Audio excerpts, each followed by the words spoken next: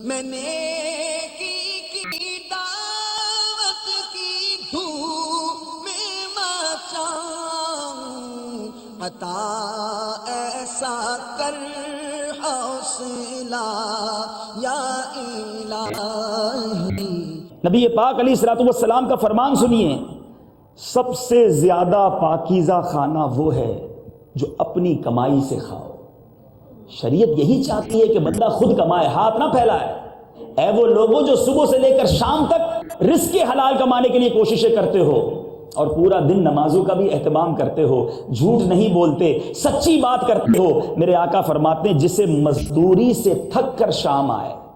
تھکا ہوا سارا دن کام کیا اور اس دن مزدوری سے تھک کر اسے شام آئے، اس کی وہ شام شام مغفرت ہو۔ اللہ کی بارگاہ میں حلال روزی کمانے والا بڑا پسندیدہ ہے، مگر حلال تو کمائے نا، دھوکہ تو نہ دے، جھوٹ تو نہ بولے، لالچی تو نہ بن جائے، اپنے مال پر کنجوس بن کر زکوٰۃ و خیرات کو نہ چھوڑ دے۔ سنیے امام محمد غزالی علیہ رحمۃ اللہ الوالی احیاء العلوم میں ایک بزرگ کا قول نقل کرتے ہیں، مسلمان جب حلال کا ایک لقمہ کھاتا ہے، حلال کا پہلا لقمہ کھاتا ہے، اس کے پہلے کے گناہ معاف کر دیے جاتے ہیں۔ یہ ہے حلال کا لقمہ کہ بندے کے پچھلے سارے گناہ معاف کر دیے جاتے ہیں۔ ایک اور بزرگ فرماتے ہیں جو شخص طلب حلال کے لیے رسوائی کے مقام پر کھڑا ہو، کچھ لوگ کہتے ہیں یار کام تو اچھا ہے، حلال بھی ہے، مگر میری پریسٹیج کے مطابق نہیں ہے، میں اچھا نہیں لگوں گا اس جاب کو کرتے ہوئے، میری ڈگریز اتنی ہیں میں یہ کام نہیں کر سکتا، it's not a white collar job.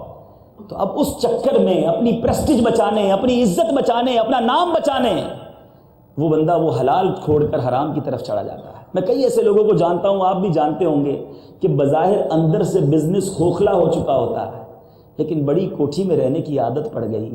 بڑے ڈرائیور اور گاڑیوں کی عادت پڑ گئی، اتنے سارے اسٹاف کی عادت پڑ گئی، مارکیٹ میں ایک نام ہو گیا، اب جناب کیسے چھوٹے گھر میں چلا جاؤں، کیسے گاڑی سے موٹر سائیکل پر آ جاؤں، زمانے میں بھی تو نام رکھنا ہے۔ اب وہ نام بچانے کے لیے سود کا سہارا لیتا ہے، اب بینک سے لون لیتا ہے، اب اپنے اس نام و نمود کو برقرار رکھنے کے لیے اللہ کو ناراض کرتا ہے، اور پھر ہم دیکھتے ہیں کہ ایسا کولیپس ہوتا ہے کہ پھر بندے کے پاس چھوٹا گھر بھی نہیں رہتا، وہ بالکل بے گھر ہو جاتا ہے۔ تو کبھی یہ نہ سوچو کہ یہ کام میرے پریسٹیج کے مطابق نہیں۔ سنیے کیا خوب فرمان ہے کہ جو شخص طلب حلال کے لیے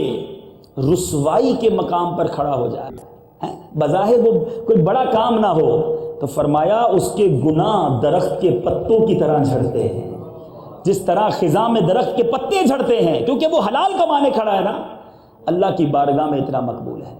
اور جو شخص حرام کماتا ہے نہیں سوچتا کوئی بات نہیں، وہ کہتا ہے یار کوئی بات نہیں، اب میں کیا کروں، اتنا بڑا بزنس ہے، انٹرسٹ کے بغیر تو بزنس ہو نہیں سکتا، تھوڑا بہت جھوٹ تو بولنا ہی پڑتا ہے، اب مارکیٹ ساری ملاوٹ کر رہی ہے، میں ملاوٹ نہ کروں تو کیسے چلے گا، میڈ ان کی جگہ فلاں کی جگہ میڈ ان فلاں لگا کر بیچ دیا، بی مال کو اے کہہ کر بیچ دیا۔ وہ غور سے سنیں، پیارے آقا علیہ الصلوۃ والسلام کا فرمان عالی شان، میرے آقا فرماتے ہیں ایک شخص طویل سفر کرتا ہے اور جس کے بال پریشان ہیں، کپڑے گرد آلود ہیں، یہ وہ وقت ہے کہ بندہ اگر سفر میں ہو، بال گرد آلود ہو، پریشان حالت ہو، دعا کرے، یہ دعا کی قبولیت کا وقت ہے۔ مگر میرے آقا کہتے ہیں کوئی اس حال میں بھی دعا کرے اور اس کا حال یہ ہے، اور آسمان کی طرف ہاتھ اٹھا کر یا رب کہے، اور اس کا حال یہ ہے کہ اس کا کھانا حرام، اس کا پینا حرام، اس کا لباس حرام، اس کی غذا حرام، پھر اس کی دعا کیوں کر قبول ہوگی؟ یعنی اگر اس حالت میں دعا کرے گا تو دعا قبول نہ ہوگی۔ اے میرے پیارے اور محترم اسلامی بھائیوں سنیے، مکاشفۃ القلوب میں ہے، آدمی کے پیٹ میں جب لقمہ حرام پڑا تو زمین و آسمان کا ہر فرشتہ اس پر لعنت کرے گا جب تک اس کے پیٹ میں رہے گا،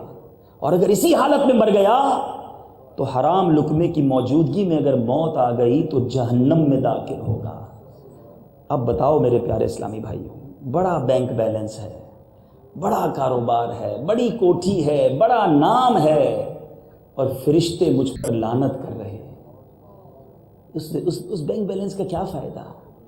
ہے؟ نہ دعائیں قبول، نہ عبادتیں قبول۔ میں نیکی کی دعوت کی دھوم